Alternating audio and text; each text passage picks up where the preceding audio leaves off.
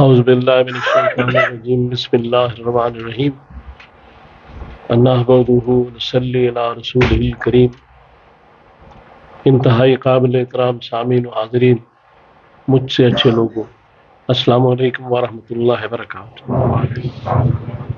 درود پاک پڑھ۔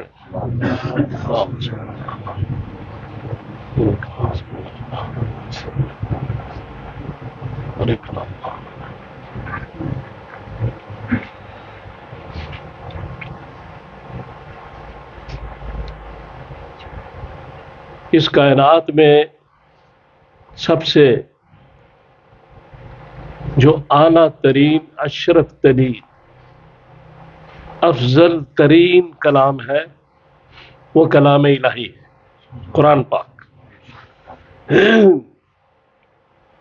اور اس کائنات میں، تمام کائناتوں میں جو سب سے اشرف ترین، اعلیٰ ترین زندگی ہے وہ محمد رسول اللہ صلی اللہ علیہ وآلہ وسلم۔ اس کو کلام الہی جو ہے اس کو قرآن کہتے ہیں، اور رسول اللہ صلی اللہ علیہ وآلہ وسلم کے زندگی کے جو اعمال ہیں ان کو سنت کہتے ہیں۔ تو ایک مسلمان کے لیے لازمی ہے قرآن اور سنت کی پیروی کریں، ورنہ وہ کامل مسلمان نہیں ہو سکتا۔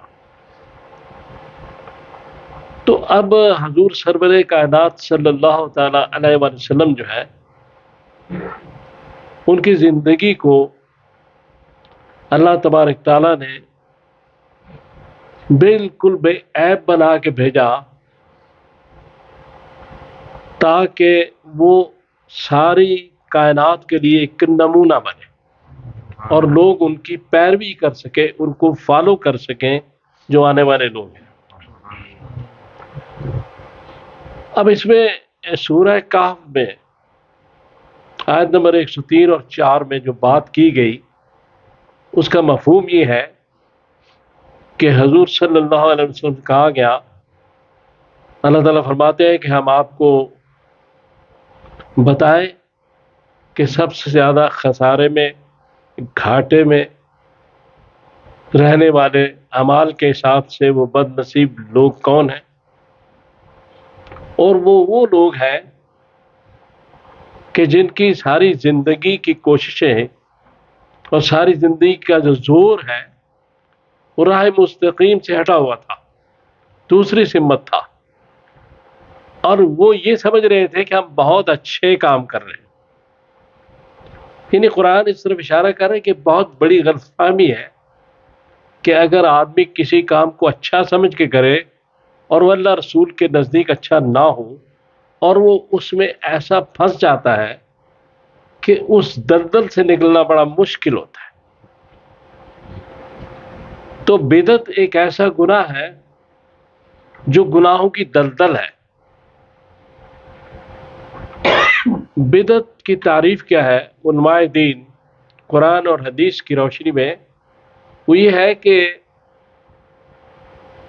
ایسا کام جو رسول اللہ صلی اللہ علیہ وسلم کی زندگی سے ثابت نہ ہو، آپ کے اعمال سے ثابت نہ ہو، اور صحابہ سے ثابت نہ ہو، اس کو دین میں شامل کر لیا جائے، خواہ وہ کتنی اچھا کام ہو، اور اس کو دین کا حصہ بنا دیا جائے، اس کو بدعت کہتے ہیں۔ یعنی مقصد یہ ہے کہ حضور سرور کائنات صلی اللہ علیہ وسلم نے اپنی ساری زندگی میں یہ بتایا، اٹھنا کہنا کیسے ہے، بیٹھنا کیسے ہے، کھانا کیسے ہے، پینا کیسے ہے، چلنا کیسے ہے۔ ایک ایک چیز آپ نے اپنی سیرت پاک سے لوگوں کو سمجھا دی کہ اس طرح کرنا۔ اب اس کے بعد یہ ہے کہ یہ جو چیز ہے، یہ آپ تھوڑی سی ایک مثال ہے، اس سے آپ سمجھ جائیں گے کہ ایک بڑا زبردست واقعہ ہے، شاید آپ نے پہلے کئی دفعہ سنا ہے اور اکثر اس کا ذکر بھی ہوتا ہے، کہ رسول اللہ صلی اللہ علیہ وسلم رات کو کسی وقت آپ کا معمول تھا کہ آپ نکلتے تھے اور دیکھتے تھے کہ صحابہ کیا کر رہے ہیں. تو آپ نے دیکھا کہ حضرت ابو بکر کوئی عبادت کر رہے ہیں تو اس میں قرآن جو ہے آہستہ پڑھ رہے, اور پھر دیکھا آگے جا کے کہ حضرت عمر جو ہے وہ وہی عبادت کر رہے ہیں اور اس میں قرآن زور سے پڑھ, زیادہ اونچی آواز. تو حضور سرور کائنات صلی اللہ تعالی علیہ وسلم نے دونوں صحابہ کو بلایا اور فرمایا کہ ان سے پوچھا کہ آپ آہستہ کیوں پڑھ رہے؟ تو انہوں نے جواب دیا تھا کہ میں نے جس کو سنانا تھا اس کو سنا دیا, یعنی اللہ کو. تو حضرت عمر رضی اللہ تعالیٰ سے پوچھا تو انہوں نے کہا کہ میں شیطان کو بھگا رہا تھا اور لوگوں کو جگا رہا تھا. اب حضور صلی اللہ علیہ وسلم فرمایا کہ یہ میرا طریقہ نہیں ہے. آپ کس کو کہہ رہے ہیں؟ ابو بکر اور حضرت عمر جیسے صحابہ کو حضور فرما رہے ہیں یہ میرا طریقہ نہیں ہے. میرا طریقہ یہ ہے کہ تم ابو بکر اپنی آواز ذرا اونچی کرو اور عمر تم اپنی آواز ذرا نیچی کرو. اب یہ دیکھیں اس سے یہ بات ظاہر ہوتی ہے کہ جو الفاظ قرآنی ہیں رسول اللہ صلی اللہ علیہ وسلم نے ان کو اپنے اعمال میں ڈھال کے دکھا دیا. اسی کو سنت کہتے ہیں, یہی شریعت ہے. تو اب جب آپ کے یعنی حضرت ابوبکر کون سا غلط کام کر رہے تھے, حضرت عمر کون سا غلط کام کر رہے تھے؟ اگر حضور ان کی اصلاح نہ فرماتے تو کام تو اسی طرح چلتا رہتا. تو اصلاح ہو گئی تو بات سمجھ میں آ گئی, اور بات سمجھ میں کیا آئی کہ قرآن پڑھنا بھی اسی وقت عبادت ہوگا جب رسول کے طریقے سے, نماز بھی اسی وقت عبادت ہوگی جب رسول صلی اللہ علیہ وسلم کے طریقے سے ہوگی. کسی اور طریقے سے چیزیں نہیں ہو سکتی. لہذا دین میں اگر کوئی نئی چیز اچھی کوئی ایجاد کی جاتی ہے تو اس پہ اگر التزام کیا جائے اور اس کو واجب یا سنت بنا دیا جائے تو پھر اس کو بدعت کہتے ہیں. بدعت کی تعریف یہ ہے, اور یہ ایک ایسا فعل ہے کہ کرنے والا ساری زندگی نہیں سمجھ سکتا کہ میں غلط کر رہا ہوں. لہذا جب یہ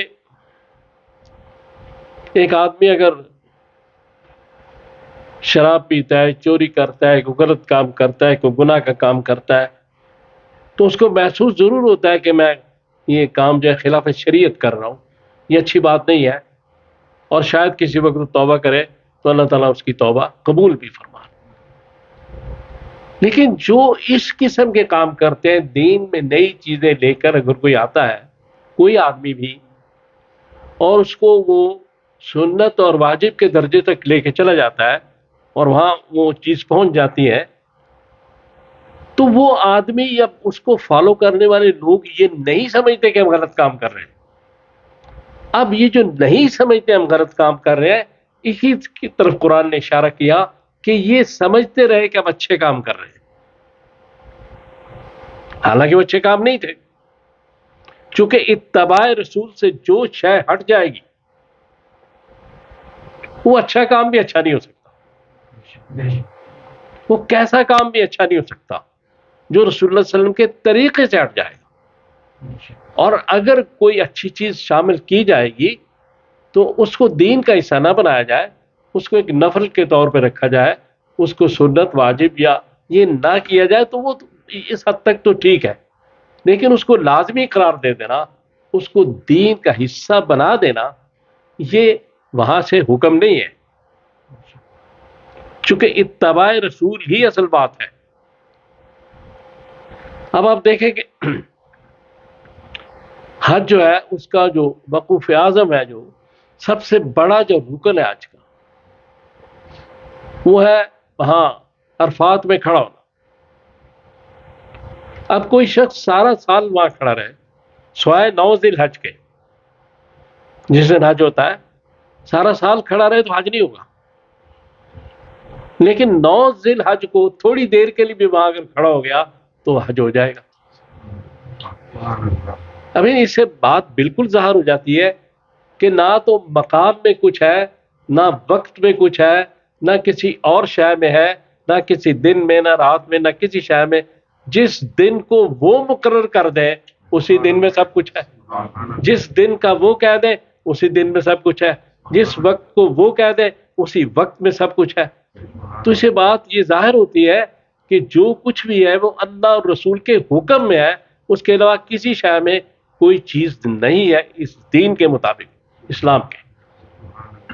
تو اتباع رسول ہی اصل چیز ہے، اسی طرف ہمیں دیکھنا چاہیے، اور بلا وجہ بھی کسی پر بدعتی یا بدعت کے فتوے نہیں لگانے چاہیے۔ یہ بات بھی مناسب نہیں ہے، بعض لوگ اس طرح کرتے ہیں، ایسا بھی نہیں ہونا چاہیے۔ لیکن یہ جو چیز ہے اگر لازمی اور دین کا حصہ بنایا جائے گا کسی ایسے کام کو کہ جو اللہ رسول سے ثابت نہیں ہے، تو علماء کی نظر میں قرآن اور حدیث کی روشنی میں یہ صریحاً بدعت ہے۔ تو یہ ایسی دلدل ہے کہ جس میں سے آدمی کا نکلنا بڑا مشکل ہے۔ تو اللہ تعالیٰ سے دعا کرے کہ اللہ تعالیٰ مجھے اور آپ کو توفیق عطا فرمائے کہ میں نے جو باتیں کی ہم پہ عمل کر سکیں۔ صلی اللہ تعالیٰ علی خیر خلقہ محمد وآلہ وصحبہ اجمعین برحمتک یا